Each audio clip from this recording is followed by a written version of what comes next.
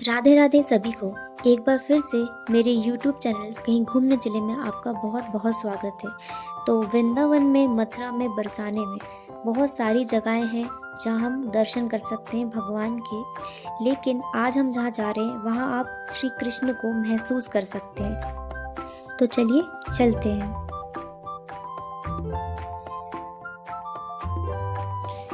अरे, यहाँ तो कोई मंदिर ही नहीं दिख रहा। और ये सामने इतना बड़ा वट का वृक्ष और इतने सारे लोग उसके पास क्या कर रहे हैं। अगर आपको जानना है तो आपको देखनी होगी इसके लिए पूरी वीडियो। तो चलिए चलते हैं। अभी हमें वंशीवट में, और यहाँ पर जब हम पेड़ पे कान लगाते हैं तो हमको अलग अलग प्रकार की ध्वनि सुनाई देती है। तो मुझे सुनाई दी थी बांसुरी और हृदय धड़कने की। राधे राधे सभी को। तो अब हम आ गए बंसी वट। बंसी वट वही वट है जिसके नीचे बैठकर श्री कृष्ण बांसुरी बजाया करते हैं। और यहाँ पर एक बार महाराज का आयोजन किया गया था श्री कृष्ण द्वारा, जिसमें बहुत सारी गोपियाँ आई थी और हमारे भोले बाबा भी गोपी बन के वहाँ आए थे। और वहीं पर भोले बाबा को श्री कृष्ण ने गोपेश्वर महादेव का नाम भी दिया। तो जो उस महाराज में जो जो इंस्ट्रूमेंट बजाए गए थे उसकी ध्वनि आप इस वृक्ष पे कान लगा के सुन सकते हैं। बहुत सारे लोगों को अलग अलग ध्वनि सुनाई देती है, हमें भी सुनाई दी थी, जैसे बंसी की, डमरू की और अनेक वाद्य यंत्रों की। तो आइए अब वहाँ के पंडित जी से जानते हैं बंसी वट के बारे में। इस जगह बंसीवट कहा जाता है कि बंसीवट में पहली बार ठाकुर जी ने बंसी धारण किया था। तो बंसी का तान जब तीनों लोक में गूंजे थे, तीनों लोग इससे मोहित हुए। कहते हैं ना, बंसीवट कटली कट यमुना श्यामनी मुरली धरी, बंसी की धुन सुन लो मोहन से कृष्ण राजत में। मतलब ठाकुर जी पहली बार बांसुरी जो है बंसीवट में धारण किए। ठाकुर जी मथुरा में जन्म लिए, वासुदेव जी लेके गए गोकुल, नंदगांव में पले बढ़े और नंदगांव में पले बढ़े। उसके बाद जब दैत्यों का दैत्य मचने लगा तो सभी ब्रजवासी चिंतित थे। तो उनको कहीं ना कहीं दूसरी जगह जाना था। तो ठाकुर जी से भी सलाह लिया गया। नंद बाबा गांव के सभी लोगों को इकट्ठा किए। ठाकुर जी से भी सलाह लिया गया कि हमें जाना कहाँ चाहिए, क्योंकि यहाँ अशांति जो है बहुत ज़्यादा फैला हुआ है। तो ठाकुर जी का जवाब आता है गाँव वालों के लिए, ब्रजवासियों के लिए, कि हम ऐसे जगह पे जाएंगे जहाँ प्रेम की एक नई परिभाषा इतिहास में लिखा जाएगा, साधु संतों का निवास स्थान, मूल निवास स्थान बनेगा। ऐसे जगह पे हम जाएंगे। तो कहाँ जाना है? वनों में आता है आपका निधि वन, बेल वन, ताल वन, वृंदावन। वृंदा मीन्स होता है तुलसी, तुलसी का वन वृंदावन। किसी संत ने बड़ा अच्छा कहा है वृंदावन के बारे में कि भारत का भूषण माना जाता है वृंदावन को। कहते हैं, प्रेम की पिपास से देख देख लीजिए प्रेमियों को, प्रेम का समुद्र सीमा तोड़े के बहाया है। भावुक रसीले जन निराश न होंगे, अब कामना के कुत्ते हेतु कल कहीं लगाया है। चिंतामणि जगत चारों चादर बिछाए, जहाँ भांति प्रतिभांति कुंज कुंज से सजाया है। भारत का भूषण तिलक तीनों लोगों का, भक्तों के वासे हेतु वृंदावन बनाया। तो गोपियाँ जब ठाकुर जी वृंदावन में वास करते थे, गोपियाँ जब शिकायतें करने लगी मैया के पास, मैया यशोदा के पास, कि आपका कान्हा जो है माखन में से चुराते हैं, हमारे यहाँ से काफ़ी प्रदान करते हैं, ऐसे करके। तो एक भाव था गोपियों का, क्योंकि गोपियाँ कोई साधारण गोपियाँ थी नहीं। त्रेता युग में दंडकारण्य में प्रभु श्री रामचंद्र जी के सौंदर्य मुख को देख के सब मंत्रमुग्ध हुए थे। तो संग प्राप्ति की इच्छाएं लिए हुए थे। तो द्वापर में उनकी इच्छाओं को पूर्ति करने के लिए ठाकुर जी ने यहाँ पे दिव्य भव्य कार्यक्रम रखा था महाराज का। तो ये महाराज स्थल भी है जिसमें भगवान शंकर जी भी आए हुए हैं। ठीक है, तो ठाकुर जी वहाँ निवास करते थे वृंदावन में। गोपियाँ जब शिकायतें करती हैं तो ठाकुर जी के अष्ट सखाओं में से एक सखा थी सूरदास जी। तो अपना सिफारिश करते हैं माता यशोदा के पास। ठाकुर जी कहते हैं, मैया आप बड़ी भोली भाली हो, आप दूसरों की बातों पे बहुत जल्दी आ जाते हो, आपको अपने लल्ला के ऊपर भरोसा नहीं है।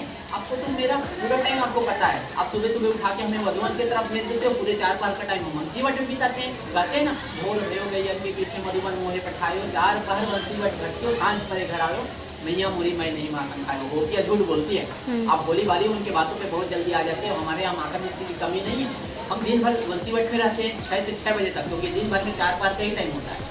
दिन का 4 पहर, रात का 4 पहर, 24 घंटों में 8 पहर, तो पूरे 4 पहर हम टाइम में बंसीवट में व्यतीत करते हैं 6 से 6 बजे तक।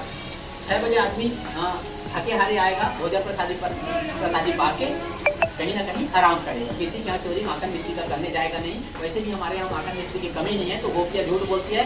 आपको मेरे ऊपर भरोसा नहीं है, अपने लल्ले के ऊपर ऐसे करो, आप ये छड़ी रखो, अपना बांसुरी रखो, और वो 9 लाख गाय जिनको सौंपना है सौंप दो, वो अपना देखभाल करेंगे और मैं चला आपका घर छोड़ के, है ना। तो ठाकुर जी नखरा भी बहुत करते हैं। तो ठाकुर जी मैया दौड़ के जाती है, लाला को पीछे से पकड़ लेती है, गले लगाती है, बोलती है कि लाला गोपियों की शिकायत की वजह से ऐसा सब बोलना पड़ता है। मुझे मालूम है कि हरिश्चंद्र का जन्म मेरे घर ही हुआ है, तो सबसे ज्यादा सत्यवादी तुम ही हो, बाकी पूरे 84 कोष में सबके सब झूठे हैं, है ना।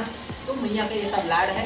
तो ठाकुर जी पूरे दिन भर यहाँ व्यतीत करते थे। गाय जब चराने आते थे तो गोचारण के दौरान अपने बाल सखाओं के साथ श्रीदामा, मधुमंगल, तंसुका, मनसुका इनके साथ बैठ के भोजन प्रसादी पाया करते थे। इसके लिए मान्यता है कि इस जगह पे साधु संतों को भोजन कराने से अच्छा फल की प्राप्ति होती है ना। दूसरी बात, गाय जब दूर चली जाती थी तो ठाकुर जी उनको बुलाने के लिए, गोपियों को ले जाने के लिए इस वट के ऊपर बैठ के बांसुरी बजाया करते थे, जिसकी वजह से क्षेत्र रखना पड़ा बंसीवट। इस वट से जो आवाजें लोगों को सुनाई पड़ता है या हम सब जो आभास कर पाते हैं, उसका कारण ये है कि यहाँ पे एक दिव्य और भव्य कार्यक्रम हुआ था उसका महाराष्ट्र में जो भी इंस्ट्रूमेंट उपयोग किए गए थे, जो भी वाद्य युद्ध हुए थे, ढोलक, नगाड़े, मृदंग, डमरू, करताल, झांझ, घुंघरू, तो ये लोगों के भावनाओं के हिसाब से और ठाकुर जी की कृपा हो जाए, आज भी इस वट के सभी शाखाओं से 24 घंटा 8 पहर 7 दिन ये आवाजें जो है लोगों को महसूस होता है। कहने का मतलब क्या है, बहुत सारे लोगों को हार्टबीट जैसा भी फील होता है। कहने का मतलब क्या है, एक पॉजिटिव ऊर्जा, एक एनर्जी यहाँ पे है जो लोगों को महसूस होता है, ठीक है। और हम सबके लिए ये बात तो बहुत मायने रखना चाहिए। बहुत सारे लोग जो आभास नहीं कर पाते हैं, उनको लगता है कि हमें कुछ आभास नहीं हुआ। तो क्या हम सनातन धर्म वालों के लिए, क्या हम हिंदू धर्म वालों के लिए, क्या ये बहुत बड़ी बात नहीं है? जिस वट वृक्ष के बैठे ठाकुर जी 5500 साल पहले बांसुरी बजाया करते थे, आज भी इस कलिकाल में उस वट वृक्ष में हमें दर्शन हो पा रहा है, तो ये हम सबके लिए गर्व की बात है, बहुत अच्छी खबर है हम सबके लिए। तो इसको आप सबको पॉजिटिव लेना चाहिए, ठीक है। आप सब जितने भी लोगों बंसीवट का नाम सुनते हैं, बहुत सारे लोगों के माइंड में आता है, मेडिटेटिव हो जाता है कि हमें बांसुरी का ये आवाज सुनाई पड़ेगा।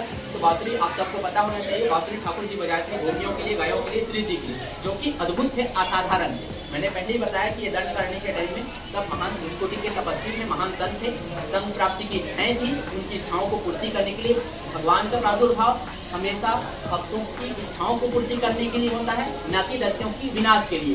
दैत्यों का विनाश तो संकल्प मात्र से भी किया जा सकता है। आपको करना क्या होता है, परिक्रमा करें इस वट वृक्ष का, 5 कर सकते हैं, 4 कर सकते हैं, आपकी श्रद्धा की बात है। परिक्रमा करने के बाद एक कान अच्छे से बंद करें, आंखें बंद करें, दूसरा कान लगाएं शाखाओं से, तो कुछ ना कुछ आभास आपको होता है, ठीक है। एक पॉजिटिव ऊर्जा, एक एनर्जी यहाँ पे है जो लोगों को महसूस होता है। जय श्री राम। तो बंसीवट के जो पंडित जी हैं, जो वहाँ की सेवा करते हैं, उन्होंने हमें बहुत सारी बातें बताई जो आपने अभी वीडियो में सुनी। अब आगे हम निकल पड़े महालक्ष्मी जी के मंदिर की ओर। तो चलिए चलते हैं महालक्ष्मी मंदिर।